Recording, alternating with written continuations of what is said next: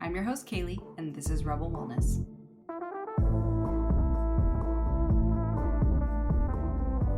Welcome to Rebel Wellness, the go-to podcast for realigning and revitalizing your health and well-being. I'm your host, Kaylee, also known as Coach Kales. I'm a holistic health educator, certified nutritionist, and fitness professional of nearly a decade.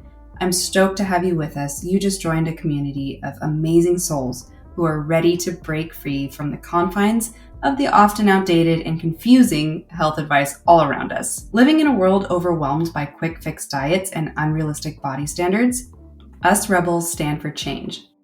If you're like me, you're exhausted with the confusion and polarization plaguing the social media health scene. My mission is to empower you to step beyond today's diet culture, adopting a holistic health approach paired with the foundations of science for lasting, well-rounded wellness. Through teaching you how to tune in and embrace your mind, body, and soul, we'll reject one-size-fits-all solutions, realigning you on a better path that honors your unique needs and values. With new episodes weekly, this podcast is your sanctuary for deep wellness exploration, featuring expert advice, real-life stories, and a true commitment to your growth. Your journey to better health and simplicity in life begins now. Let's jump right in. Welcome back to the show, Rebels. Today's episode is going to be a really good cherry on top of this kind of trio of my top fat loss advice that I have gathered over the last decade, working with all different bodies, all different walks of life.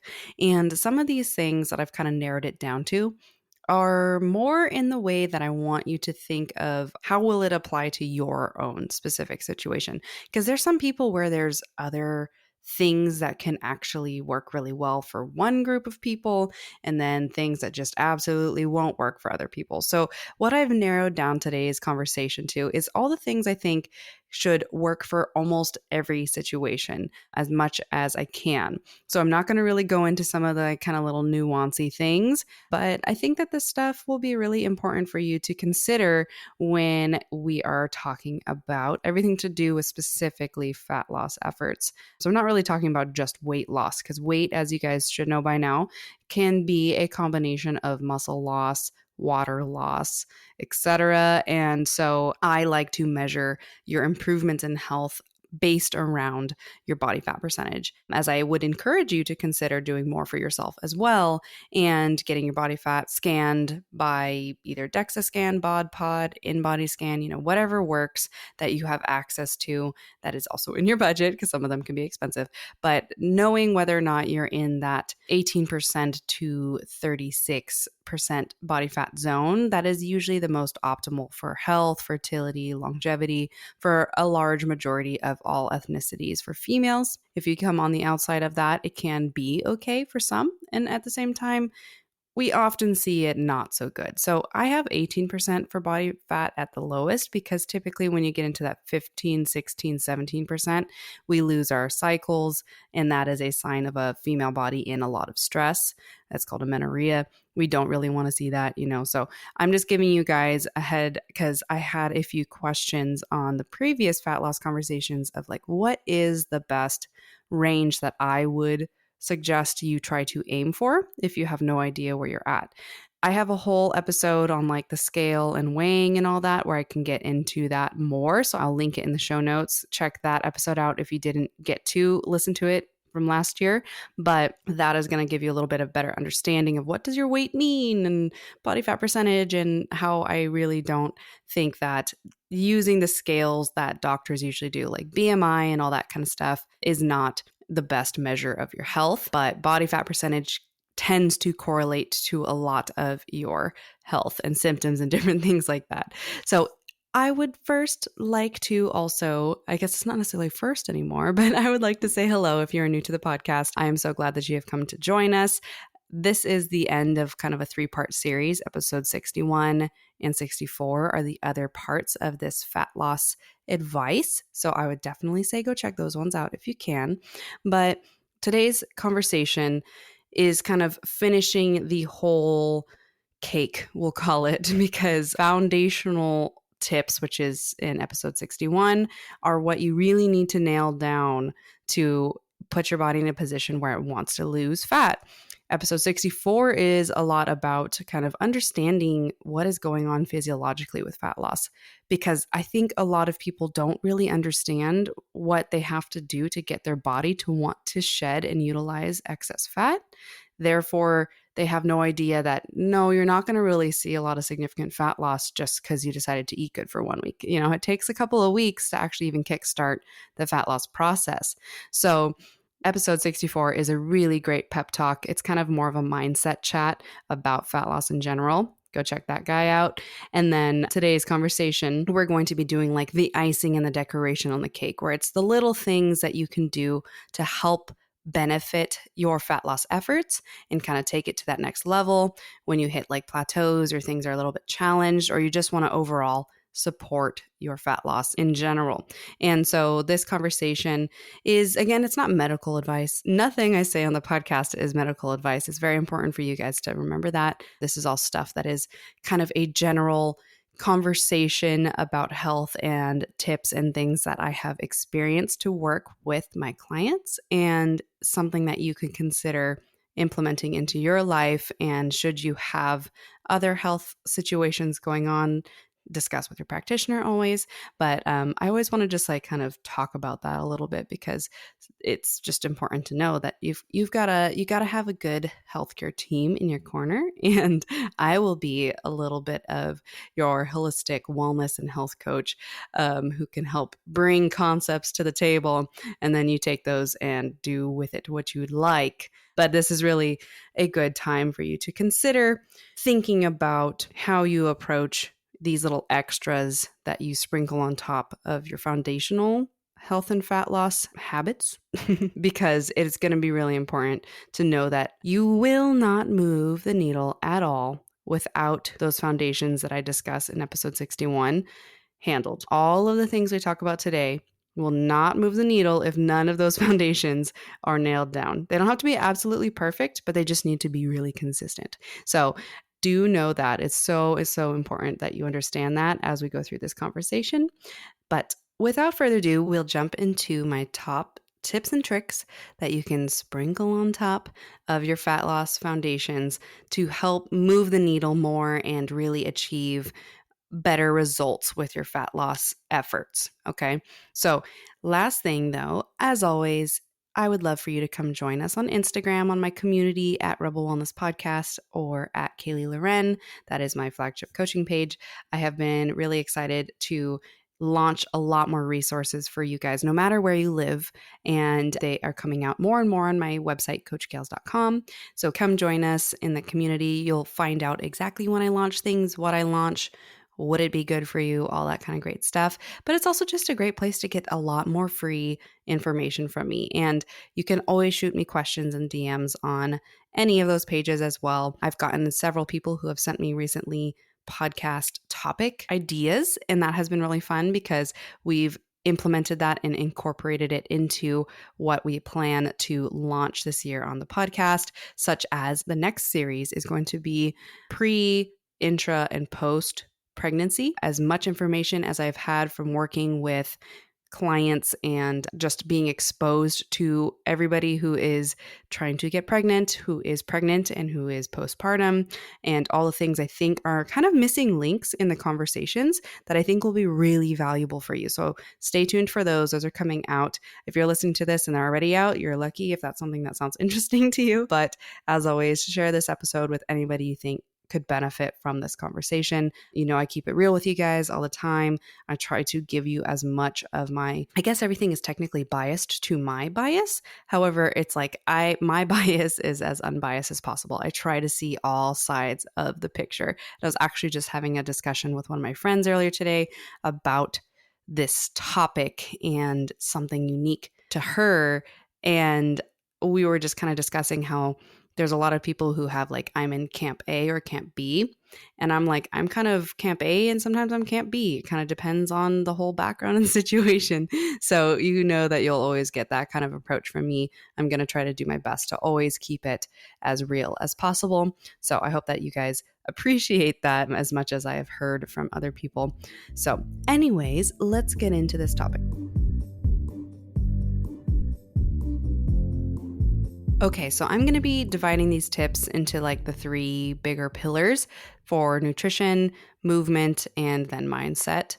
So all of these are going to be backed by science. So I'm only talking about things that are proven through scientific research, as well as what I've seen through real on the ground, in person work with multiple different types of physiques. So there's a lot of stuff, like I was talking about in the beginning, that has worked for some people and has completely not worked for other people. So I left those things out. I almost incorporated some of them, and I've decided that generally I'd like to keep it with what I've seen work for the most people and is also just backed by research, because the other stuff is just going to muddy the waters. And our waters are so muddy already just through so much misinformation and conflicting perspectives and viewpoints in the health world, that I'm really on a mission to help that be less confusing for you. So today we're just going to stick to those kind of meat and potatoes. Okay. So with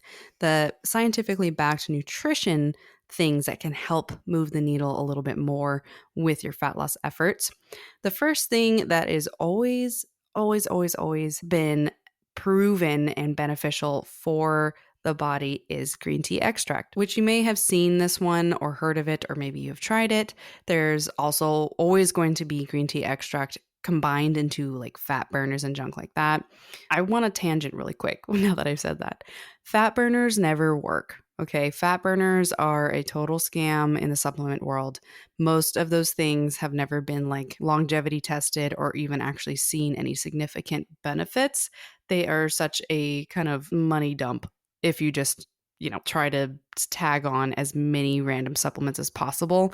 Fat burners should really be left out of your supplement routine in general. You're going to like pop into a GNC or one of those supplement stores and they're going to talk you up on like, oh, what are your goals right now? And you say like, oh, fat loss. They're going to point you towards some like $80 bottle of a fat burner. And maybe on the bottle it says like, oh, in clinical trials, this happened or blah, blah, blah, blah. Just don't buy it. Okay. It's like almost always you're just going to see on the back, it's got a whole bunch of different like things that are related to the process of fat burning. Like you might see a combination that involves green tea extract and L-carnitine and caffeine and like all this other stuff. But in reality, the forms that they usually put in their supplements are probably cheaper, and the amounts may not be in a therapeutic dosage where you'll actually get potential benefits that actually help with fat loss. So I would actually just recommend you get a straight up green tea extract supplement. They have it that's just plain green tea extract, and utilize that daily while you are in a deficit. Again, like I had mentioned in the last episode, you should always be in a time restricted amount of deficit. So I might have phrased that funny, but essentially, we really don't want to be in a caloric deficit for longer than 8 to 15 weeks. Longer than that, you kind of put your metabolism in an exhaustion kind of state, and then you're kind of ending up in this situation where you're not able to stick to that deficit and actually instill long-term goals. Because if you do it similar to like I talked about in episode 64, and you slowly reduce your calories every week till you get to the end of your deficit, which usually I ideally don't want to see people go below 16 or 1500 calories.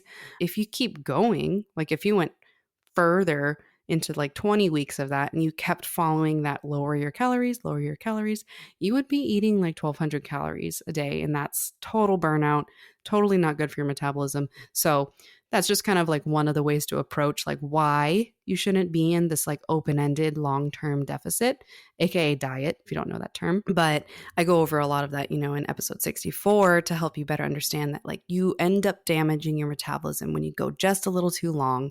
Okay, so we want to think about that when you're looking at these additions, is if you are able to maintain the rest of those fat loss foundations along with adding in a couple of these things, you should really only be supplementing green tea extract during your deficit to help you, okay? So technically, the other kind of one of the tips is like caffeine, but green tea extract is rich in caffeine. So I'm going to kind of combine them together. I'm going to talk a little bit more about caffeine from other sources more here in a moment. But what I want to say is like what to know about green tea extract is that it's really high in polyphenols. Technically, its acronym would be EGCG. And those are compounds that can help you burn fat through a variety of different metabolic processes. Ideally, you would want to just focus on the fact that it helps with thermogenesis. So, in more simple terms, thermogenesis is the process where your body burns calories to produce heat. Okay, so when you take green tea extract, it is thought to encourage your body to heat up a lot more, burn more calories naturally, and help your body access more of that body fat to be oxidized after it's been mobilized. So it's really important to remember that a fat cell needs to be mobilized through a variety of processes that I'm not going to go through right now, but essentially being in a caloric deficit is going to trigger that because your body needs energy. So it's going to utilize its fat stores as energy because fat is stored energy. And then it oxidizes. So oxidizing it means that it's going to break it apart and utilize that energy and then excrete the rest of those particles through your lymphatic system and your detox pathways. Okay.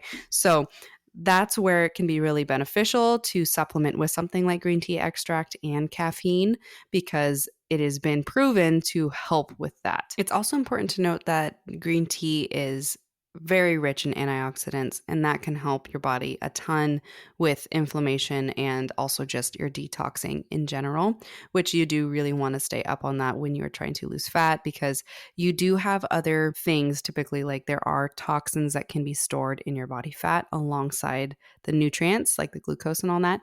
And so you will end up flushing a lot of that into your system as you are losing fat.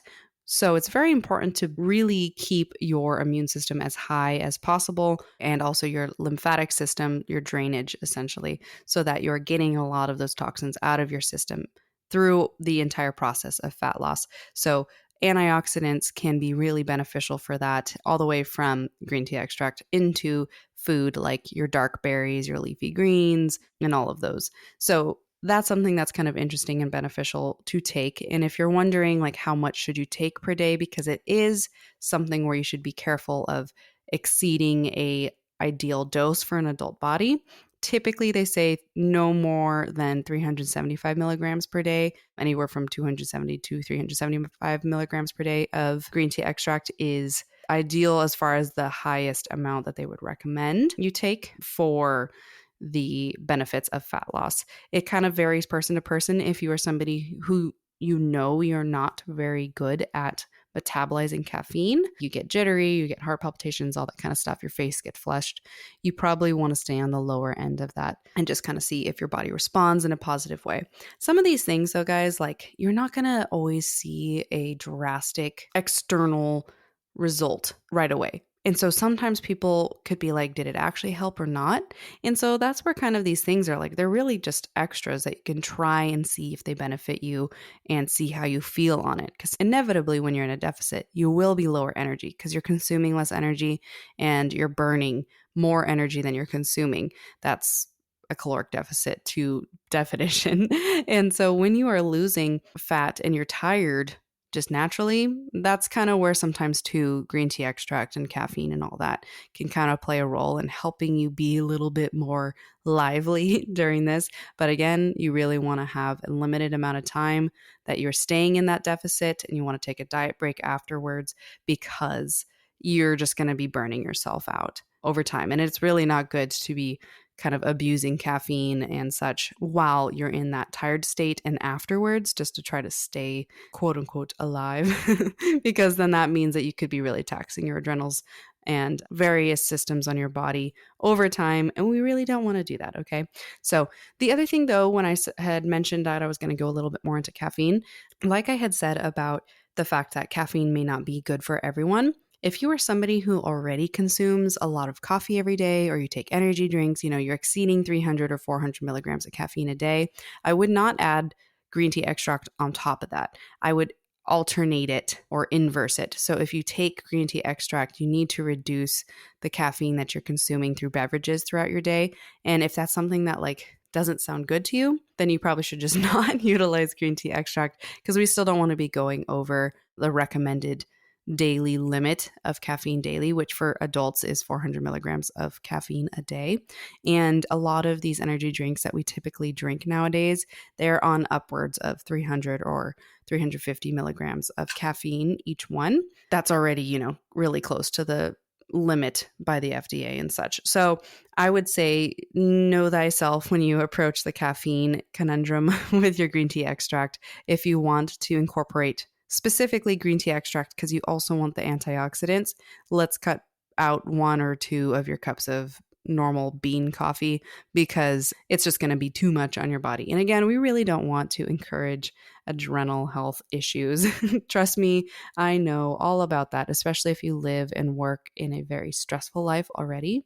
That's where caffeine can have a negative effect on you, especially if you consume a lot of it too frequently, and especially if you consume like low quality caffeine like Starbucks, Dutch Brothers, I don't know, a lot of those chain restaurants or coffee shops rather, as well as like the cheap coffee at home like Dunkin' Donuts and Green Mountain Coffee and all that. Those are really low quality coffees that tend to have a lot of pesticides, mold, heavy metals and stuff that can unfortunately get into them. And I don't know if you've ever seen that on Starbucks warning cups, California. Basically, they have to say that their whatever products they have that are carcinogenic are being fed to you and that you're okay with it. So they have those signs like posted up by it. I don't know if you ever read those before, but unfortunately, yeah, their coffee has been known to be carcinogenic, unfortunately. So it's probably a combination of a lot of the different things because they're not a like holistic natural place, unfortunately. So also remembering that when you are drinking that consistently, you are putting something that could be potentially negative in your body. So not all coffee and caffeine is made the same. So I would recommend if you are somebody who has daily coffee, pick a really good quality source like Life Boost or Fabula or any of those companies. They are a little more expensive, but again, if your dose is frequent, it could either be poison or medicine to you. So, and frequency would be daily coffee. So, I want to talk about that for a second and make sure you understand that because I think a lot of us just kind of underestimate and we just drink multiple Keurig pods a day and you're getting plastic from the cups into your body. And we already know from the plastics conversation recently with the microplastics that it is actually going to be problematic for our health. So if you didn't listen to that episode on microplastics, definitely go check that one out.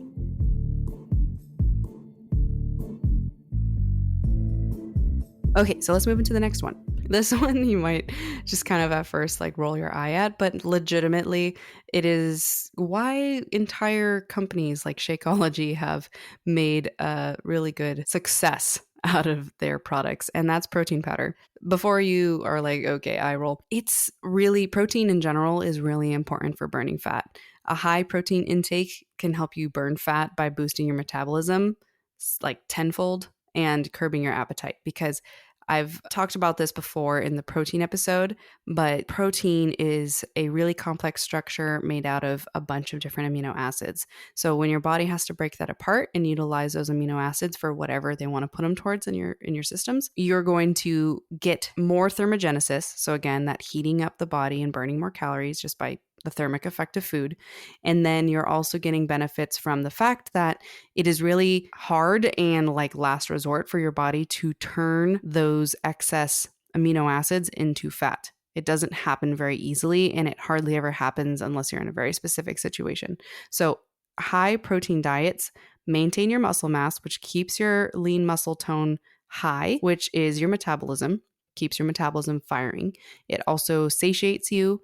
It takes longer to digest because it has to be broken apart, which increases thermogenesis. So it increases your calorie burn, and you're fuller longer. So you're not snacking as much. So it reduces calories naturally by that. Okay. And protein powder is one of the easiest ways to get it into your system. And so when you're having like protein shakes and such, that's why a lot of people like will replace a meal or a snack with protein powder instead. It keeps you fuller, it manages your blood sugar, and it helps your body stay in a fat burn state. And it feeds your muscles so that it keeps your muscles healthy and not being catabolized, aka broken apart, and utilized for energy as you're in a deficit. So there's a fitness YouTuber that I really appreciate and respect. His name is Jeff Nippard, and he did an entire episode talking about what diet style or what macronutrient style was the most optimal for maintaining lean muscle mass and burning fat. And it was the only one that had the most specific results was a very high protein diet, and you could have inverse of your carbs or fats. So the only thing that seemed to really matter was that protein was a really high percentage of your daily food during the deficit. And that put the body into a position where it kept your muscle around and it shed extra fat for that energy that was missing. Okay. So it's so tough to eat a lot of protein. Like I know so many people, and especially all my clients, as they're shifting into a more muscle promotive eating style, aka a higher protein diet, that they've really had a hard time at first feeding themselves enough because so much protein is so filling. But with that said, almost all of them have positive body composition or recomposition changes because they shift to a high protein diet. And so protein powder can be really ideal because it can be a convenient way to increase your protein intake, especially sticking towards the more high quality kind. If you're going for a animal-based one, a whey isolate is going to be one of the best quality ones for you. It's going to have less lactose and things that interrupt your gut and your digestion in general. And it will be a complete protein structure. So it has all the essential amino acids and more that your body needs to get through the food you eat. And so you can go through whey, you can do casein if your body does okay with casein. A lot of my female clients, including myself, don't really do so well with casein. So I usually, like for myself, I'm always having whey isolate protein. Or you can go for a plant-based version. You just want to make sure that the company specifically blends certain proteins, plant protein sources, so that it makes a complete amino acid complex so that it helps support your lean muscle tissue. Because incomplete protein sources will be missing amino acids that are needed to complete the structures when you're combining different amino acids to make muscle tissue and such. So that's really important to understand. There's a lot of great brands out there like Sprout Living that takes the time to combine different plant protein sources to make a complete protein for you. Okay. So protein powders are a really great way for you to help increase your fat loss efforts when you are having a hard time eating enough and getting enough protein in, because you just mix it with whatever liquid you would like, and you can get anywhere from 20 to 50 grams of protein in one shot. And so I really love protein powder whenever I am in a deficit because it really just helps me hit that protein goal and get it down. Okay, so the last tip I have for you with your nutrition that will really help move the needle for your fat loss will be, this one's going to be weird to you probably, soluble fiber. So there are different types of fiber. There's two different types, soluble and insoluble. Soluble fiber absorbs water in your digestive tract and forms a viscous-like gel substance that helps your digestion, helps your intestinal tract in general, and it helps like gut motility, so your detox pathways, aka pooping and stuff, which is super, super, super important, especially if you're in a fat loss goal. You do not want to be backed up because your body will reuptake all those toxins and all that jazz. So soluble fiber through research has been shown to help you burn fat by curbing your appetite and increasing the levels of fullness through your different hormone receptors. And it can help reduce the hunger hormone ghrelin, which is the little hormone that tells you like when you're hungry, which a lot of people can kind of battle with when they're in a deficit because your body's like, hey, I'm not getting enough food. Why don't you feed me? And you're like, I'm trying to specifically not feed you right now. That's the ghrelin hormone. And so soluble fiber actually can help keep that hormone at bay, which is really, really, really helpful. But soluble fiber also helps slow down the delivery of like nutrients to your gut. So when that happens, your body takes more time to digest and absorb those nutrients, which again contributes to leaving you feeling fuller longer, which is again ideal when you're not eating as much food in a deficit. So you get soluble fiber from a lot of fibrous vegetables and fruits, berries, nuts, a lot of those husks. You also can get it from soluble fiber supplements. So I really like the company Florosophy. If you want to check out my recommendations on that, I have it all linked from an Amazon on my website, coachkales.com. Just check over to the Amazon list that's up on my resources, and I have got all the great things that I would recommend in any episode to you. And fluoroscopy is a really great one. I'm going to be straight up. It doesn't taste good. And what I usually do is I just mix it with my little like milk frother real quick in about 4 or 5 ounces of water. And then I just like knock it back kind of like a shot. I just chug it. Sometimes I'll use a straw. A straw can be a total like hack when it's something that doesn't taste good because it can kind of bypass your tongue and just like shoot it back down your throat. But honestly, guys, the healthier stuff does not taste as good. When you think about like benefiber and all that junk, when you read the label, it has so much weird stuff in it. It even has food coloring, and it's like, why? Like, why put that junk in there? I don't want that. I don't care if the color is weird. I'd rather have something that actually just works and has like the least amount of chemicals as possible. But that's just me because I'm like, we're so exposed to a ton of chemicals every day, a lot of the times without our ability to do anything about it, like the car exhaust from the cars in front of you in traffic every day. If we're exposed to so much of that stuff, if we have control over how many of the chemicals and fillers and junk we get in our food, I would prefer to eat like that at least 95% of the time, right? So I don't recommend things like benefiber and all of that because there is so much weird junk that they put in there. So companies like Fluorosophy and such, they have it of all natural stuff. Yes, it's a tiny bit pricier. However, it is going to be worth it and it lasts a long time. Like I've had the same bag of Fluorosophy for like, I think over a year because I just use it sparingly and a little goes a long way for a serving. It's like a tablespoon as a serving and there's a ton in there. So I would check that out or something like that if you don't find yourself able to eat enough fibrous foods in your day, because soluble fiber can be super beneficial for all of those reasons and more in your diet for your fat loss efforts. Alrighty, so let's move into your movement, okay? It's really important to know that there's a lot of misinformation in the like exercise or external fitness and movement approach to what can really help you move the needle on your fat loss. So, like a lot of people will say things like cryotherapy, whole body cryotherapy, cold plunging, maybe even some of those like thermal sacks, which that's kind of in a different category. I will talk about that in a moment. But when it comes to like cold therapy, in reality, it's not going to do that much for your fat burn for females. So they are starting to, go figure, research females more with cold therapy and such. And first off, we actually benefit from cold therapy at higher temperatures. The low water temperature that is therapeutic for cold plunging for males is actually higher for females. We actually don't want it to be quite as cold. There's a lot of inverse effects that are not beneficial to the female physiology. When it's that cold, we can actually get those benefits from a slightly warmer temperature. Warmer, not actually feeling warmer, but just temperature wise, it's warmer.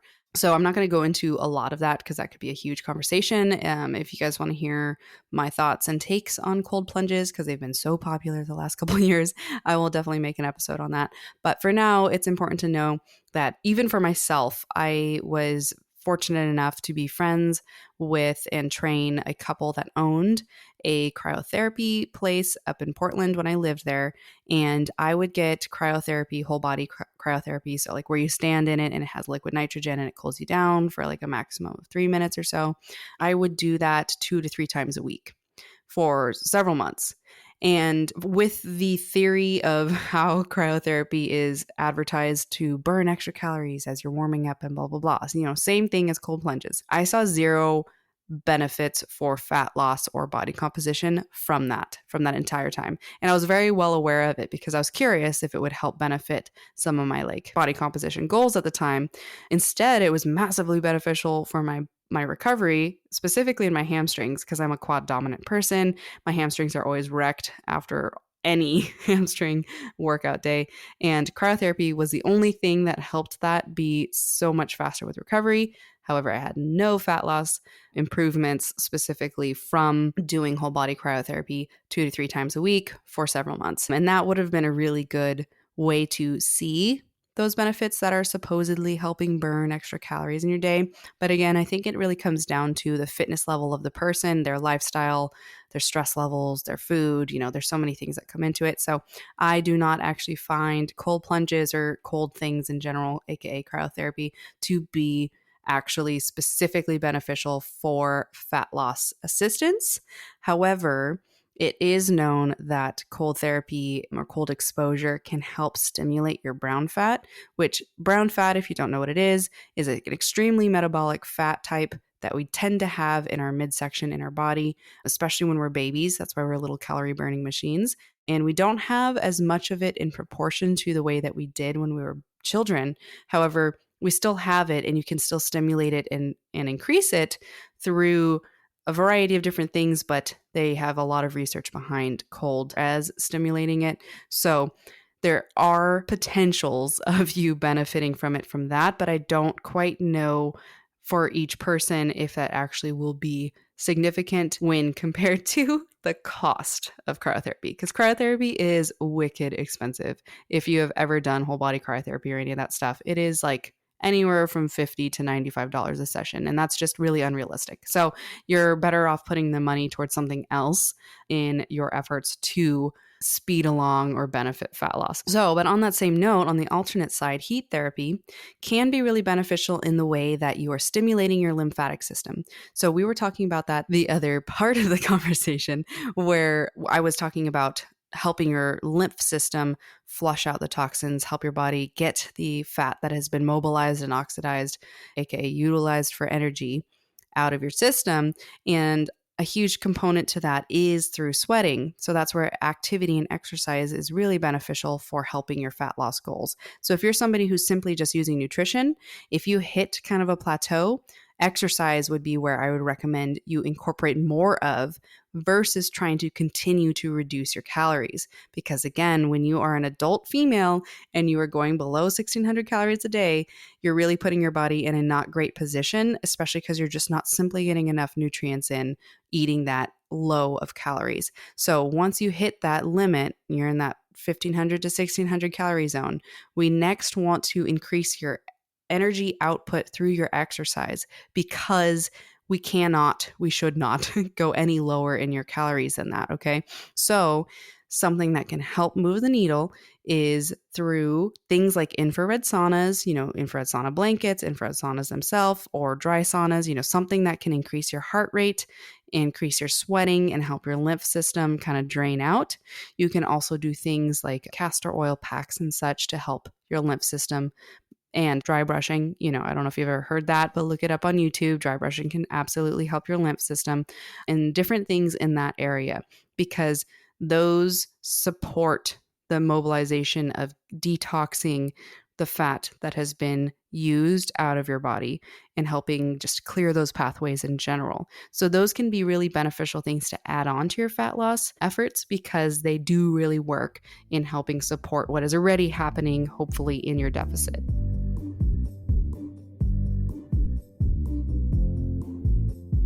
And then the last part for movement that can be really, really helpful, kind of riding the coattails of that last concept where you are at your lowest calories. Now, what can you do with movement to help increase that deficit? 3 different things called NEAT, LISS, and MISS. So NEAT is your non-exercise activity thermogenesis. That's part of your daily energy equation of what creates your caloric deficit for your individual body. And that's everything in that category is like walking to and from the grocery store, walking around your house, standing and walking while you're at your desk or on a meeting on your phone. It's a lot of walking in reality. So a lot of people like to gauge their NEAT through daily steps, not specifically walking outside for exercise types of steps. So your NEAT is really important to increase as much as you can. So finding where you can get movement into your body randomly throughout the day. So that's a lot of just like movement and fidgeting and standing, sitting, walking pads with your desk. Those things can be really helpful for you to increase that NEAT activity. And then LISS and MISS are 2 different types of steady state cardio. So LISS is low intensity steady state and MISS is moderate intensity steady state. I don't have HIIT in their high intensity interval training or higher intensity cardio in general. That doesn't count as steady state because it wouldn't be steady state. That would be a more maximal effort. I don't have that in there because you just simply don't have enough energy that you're eating, or you shouldn't, to actually support type of activity.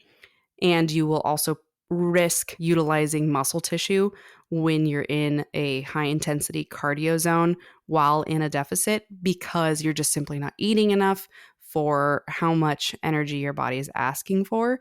So we want to think about low intensity steady state cardio or moderate intensity steady state cardio when you are trying to increase your daily calorie burn. So low intensity steady state would look like a 30 to 60 minute casual stroll, walking your dog or walking with your partner or some friends, or just by yourself listening to a podcast outside, incorporating that into your day specifically. And or the miss would be like going and doing a hike that has little moments where you're peaking your heart rate up into the 130s to 150s zone, dropping it back down into the 120s, 110s, then peaking it back up again. That would be a moderate intensity that you would want to incorporate maybe for 25 to 45 minutes a day. And those two can be really strategic efforts that you can add into your day-to-day so that you can increase more of your caloric burn. This could also look like if you have a spin bike at home, just plopping onto the spin bike and spinning at a good moderate heart rate, again in that 120 to 140 heart rate zone for like 20 to 30 minutes or so. Those are other good ways to increase some of that steady state cardio. Again, this is not high intensity. You don't want to be heart rate up in the 160s, 170s, 180s and sweating, and you can't talk to somebody when you're breathing through the intensity. We don't want that. So we want to keep it low key so that you can maintain your muscle mass, but also increase your extra calorie burn. So that is kind of my best tips for movement of what you can incorporate into the extras for your fat loss efforts. There could be some other things in there, like you could incorporate micro workouts. I have a great episode on micro workouts, but those are little ways to help spike more movement and metabolic activity from utilizing your muscles in your body. And they're also, exercise is the most natural way to utilize sweating to benefit like your lymph system and your detox pathways in general. So we want to sweat, you want to sweat, but you don't want to overdo it. You don't want to be going to hardcore HIIT boot camps and Orange Theories and, crazy Peloton HIIT classes. Any of those things are not going to be great for you in a fat loss phase, which is, I know, so contradictory to society's approach to fat loss, but that's why everyone burns out. And that's why everybody gets like skinny fat when they are trying to lose weight, because they lose more muscle too. And we don't want to lose muscle. Muscle is so important to maintain and support. Oh, and a really important thing that a lot of people ask, fasted cardio or not fasted cardio? No, fasted cardio actually does not tap into your fat stores faster. It actually can have a worse reaction for those who struggle with high stress with their jobs or their lives in general. And it can put you in a cortisol position that is not beneficial for fat loss. So you actually will possibly lose out more if you are a high stress person by doing fasted cardio. It can actually be just better for you to have your normal, well-rounded breakfast and then hit your cardio or whatever later in the morning, later in the day, whatever. Some people, if you do cardio better on an empty stomach, sure, go for it. But I would make sure that at night you are before bed having like a good 20 to 40 grams of a complete protein shake before you sleep to help put protein into your system and some glycogen into your system before you do that cardio the next morning to help that cortisol spike not be quite so aggressive and impact your adrenal health long term. But no, fasted cardio is really old fashioned, and there's a lot of videos where people now just kind of talk a little more in depth on debunking that. So if you are more interested in that, I would definitely check out, again, Jeff Nippert is a great resource for that stuff, but there's a lot of other female fitness people that talk about specifically for females why fasted cardio is not as beneficial as it seems and also not necessary. Okay, so if there's anything that I didn't include there, or if you have any other questions, again, feel free to reach out to me on Instagram or so if you have something else that you want to know more of. But those would be my top movement tips for helping move the needle with your fat loss goals.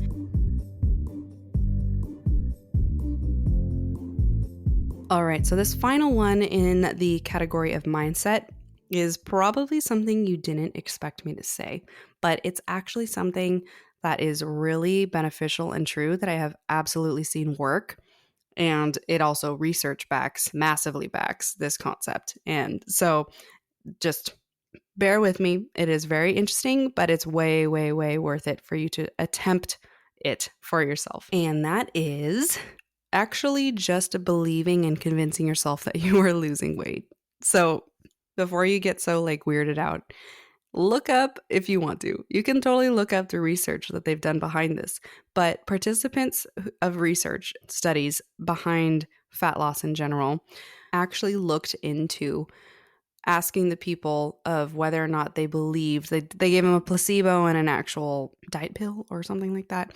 But regardless, they asked them, did they believe they were losing weight because they were told they were losing weight and such? And did that actually move the needle? Or did they believe that they weren't losing weight and this or that? So essentially, what researchers found is that a group who actually just believes that they were losing weight on average lost 5 to 10 pounds more than the group who did not believe that they were losing weight. And that was really interesting. And so other people have taken that initial study and ran with it in other scenarios. And other scenarios still came out that people who in their mind kept cheering themselves on and believing that they were losing weight and this or that absolutely continued to lose more on average, even though what they were doing was not that different or wasn't different at all from other dieters, but simply believing that they were helped move the needle faster. And so it's really interesting. And I know it can be kind of in that woo-woo zone, but we really underestimate just how much our brain actually impacts our body in general. And so to me, it really isn't surprising at all that this is kind of a thing. So what I would really encourage you to do is to really think about your active thoughts while you're on this fat loss journey and just stop every time you start to get down on yourself or you want to give up or you just start saying negative things. And you don't necessarily need to flip it with toxic positivity, but just encouraging yourself and being like, I am making progress. I'm doing better. It may not necessarily show up on the scale, but I'm going to be seeing the results. I am seeing the results, even if at some extent you're kind of lying to yourself, that's okay, because we do know that ultimately over time, you have a positive correlation to moving the needle a lot more on your fat loss efforts as long as you are continuing to stay as supportive of yourself as possible in this phase. So I know that one is kind of interesting, but I have actually seen the clients that do the best tend to be staying in a positive zone, despite the fact that the scale never moves in a linear fashion. It's always going to be, how are you feeling? How do your joints feel? How are your hormones? How are your periods? How is your clothes fitting? All these different things actually can kind of combine together and really show you that you are making progress. It's just you have to stay in that happy, supportive mindset that things are going in the direction that you want. Okay. So cheerleading yourself is really important, and just think positively as much as you can as you go through the weight loss. And it'll also put you in a position where you can probably adhere to your diet much better just because you're having a better time. You're not having as crappy of an experience with it. You're not pouting about what you can and you can't eat, all this different stuff. Keeping the higher vibrations will always do you better regardless. Okay. So I really want to encourage you with that and end today's chat on that note, because it is really important and super underrated how much just staying as supportive and positive as you can throughout your dieting phase can really help you have success. All right, Rebel, that's it for today's episode. Share this episode to your Instagram story or send it to a bestie who you think needs to hear it. But as always, celebrate your strength and nourishment. Walk with confidence, and I will catch you next week on another episode of Rebel Wellness.